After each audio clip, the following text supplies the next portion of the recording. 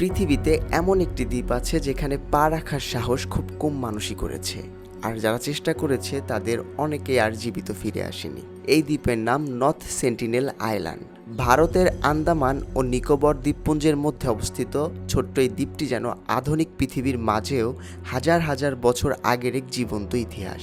এখানে বসবাস করে সেন্টিনেলিজ নামে একটি আদিবাসী জনগোষ্ঠী। ধারণা করা হয় তারা প্রায় 50 থেকে 60 হাজার বছর ধরে বাইরের পৃথিবী থেকে প্রায় সম্পূর্ণ বিচ্ছিন্ন অবস্থায় বসবাস করছে। তাদের সঠিক জনসংখ্যা কেউ জানে না। বিভিন্ন অনুমান অনুযায়ী সেখানে হয়তো মাত্র কয়েক ডজন থেকে কয়েক শত মানুষ বসবাস করে। তারা বাইরের মানুষকে বিশ্বাস করে না। কোনো নৌকা বা হেলিকপ্টার তাদের দ্বীপের খুব কাছাকাছি গেলে তারা প্রায় তীর ধনুক নিয়ে সতর্কতা দেয় এবং আক্রমণ করে বসে। তাই ভারত সরকার এই দ্বীপের চারপাশে একটি সুরক্ষিত এলাকা ঘোষণা করেছে। অনুমতি ছাড়া সেখানে যাওয়া আইনত নিষিদ্ধ। অনেকে ভাবেন তারা কি শুধু আক্রমণাত্মক? আসলে বিষয়টি আরও জটিল। শত শত বছর ধরে তারা নিজেদের সমাজ, সংস্কৃতি এবং জীবনযাপনকে বাইরের প্রভাব থেকে রক্ষা করে এসেছে।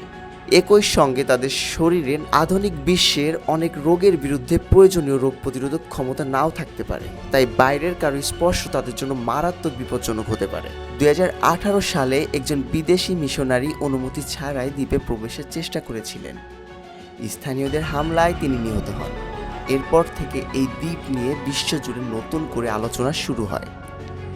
আজও নর্থ সেন্টিনেল আইল্যান্ডকে পৃথিবীর সবচেয়ে রহস্যময় এবং বিচ্ছিন্ন স্থানগুলোর একটি হিসাবে ধরা হয়।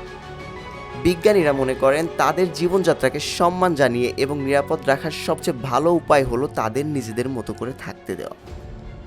পৃথিবীর মানচিত্রে থাকা এই ছোট্ট দ্বীপটি আমাদের মনে করিয়ে দেয় প্রযুক্তির যুগেও এমন কিছু রহস্য আছে যেগুলো এখনও মানুষের নাগালের বাইরে।